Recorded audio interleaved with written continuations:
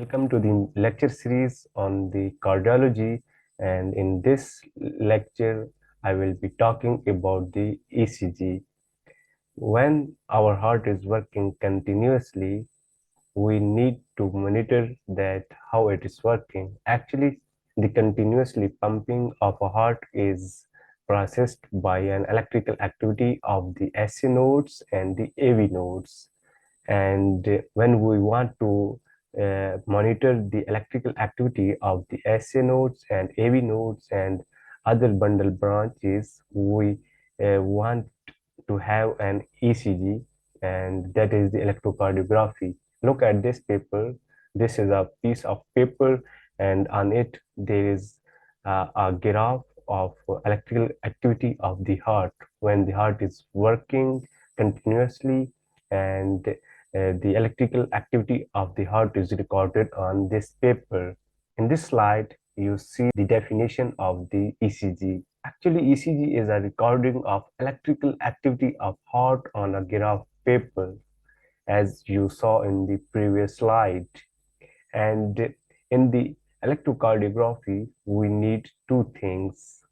And one is the electrocardiograph. Look at this picture. This is an electrocardiograph that contains the batteries and then it contains some leads which are placed on different location on the chest of the patient. And the other thing is the electrocardiogram, that is a graph paper on which the electrical activity of the heart is recorded with different voltages.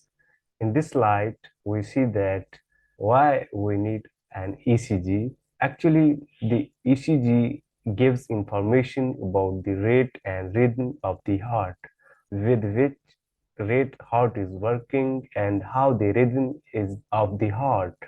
And this is informed when we take an ECG, and we see that on that paper the recording of the voltages, and on the horizontal plane we see the time that how the heart is to which rate is working. Heart is placed on the left side of the chest and it is oriented a bit to the lateral side. In some pathologic conditions like in pregnancies or in some hypertrophies, the angle is placed to the left side. That's why we need an ECG. We need an ECG to have the exact location identification of a heart. So the physical orientation of heart is identified through an ECG.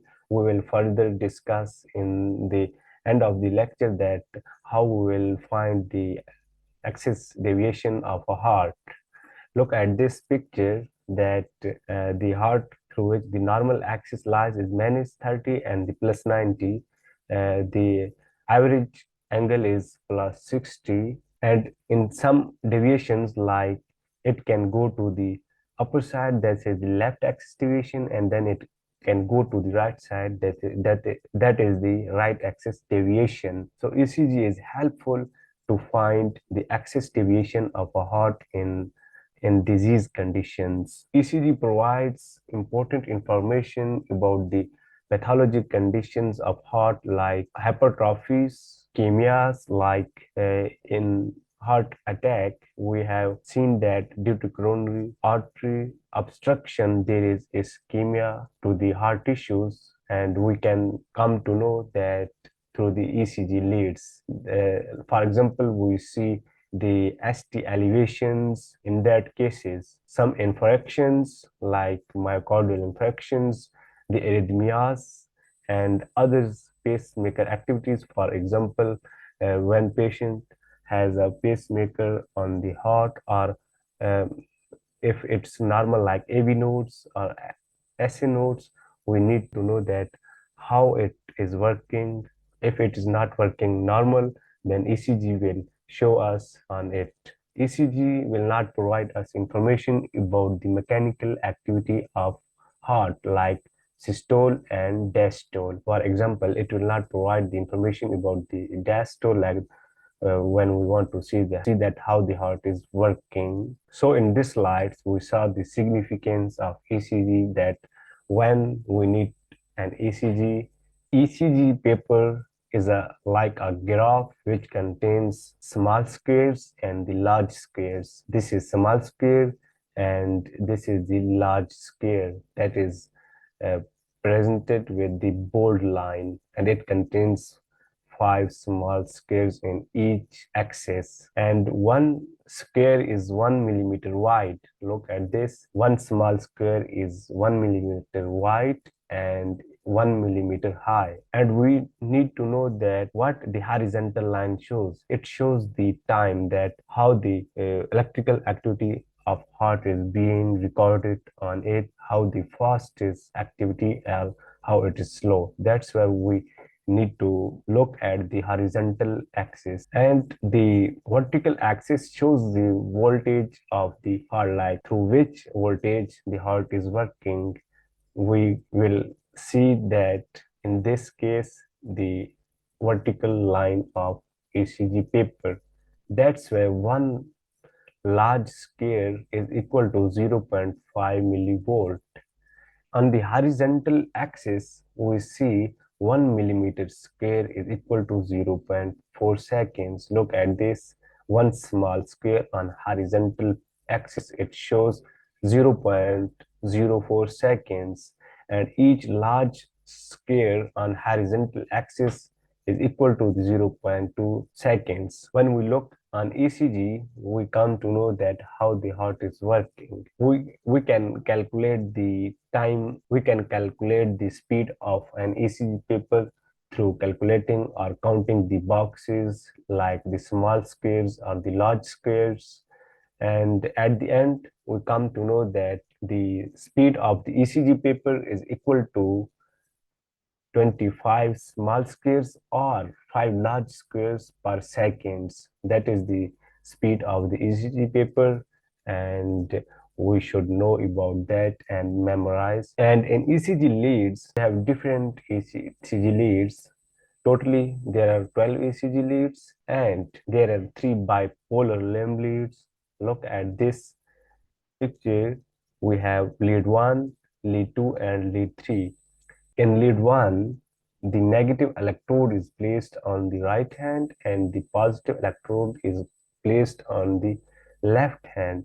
And in the lead 2, the negative electrode is placed on the right hand and the positive electrode is placed on the left leg or foot. And in lead 3, we have the negative electrode on the left hand and the positive electrode is on the left foot or the left leg. These electrodes are bipolar, and when we placed these electrodes on these uh, places, we will have a recording of electrical activity of the heart. And there are 3 augmented limb leads, that is also the unipolar, and this is the Ethiopian triangle, and we take the right arm as positive, left arm as positive, and left leg as positive, and there is reference electrode that is taken as negative. Electrodes are placed on their locations. We'll have the electrocardiography recorded on the ECG paper, and there are 6 chest leads, that is precordial leads. Why we call them the precordial leads? Because these leads are placed on the front of the chest. Precordial means front of the chest. We have different locations of these 6 leads. V1 is located on the right sternal border on the fourth intercostal space, and the V2 is placed on the left sternal edge on the fourth costal space, and the V3 is located between the V4 and V2. V6 also placed mid axillary plane on the fifth intercostal space. V4, V5, and V6 are in the same horizontal plane. When we record the electrical activity of heart on a graph, we have different waveforms. There are many waves: the P wave, the Q wave, the R wave, S wave, and T wave. But this is the same horizontal.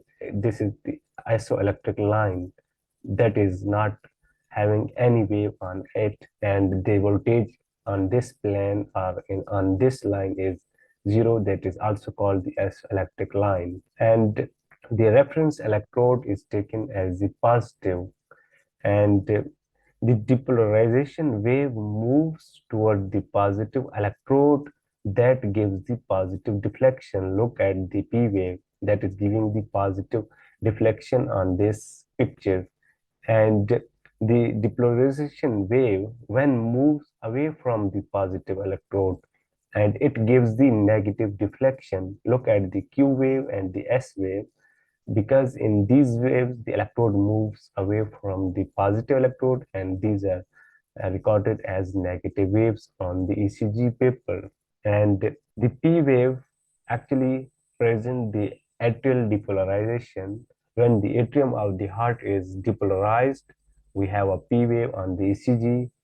And what is QRS complex? Actually, the depolarization of the ventricles is denoted as the QRS complex on the ECG paper. The T wave shows the ventricular repolarization.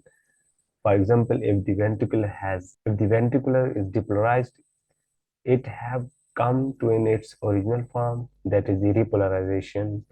And we have T wave.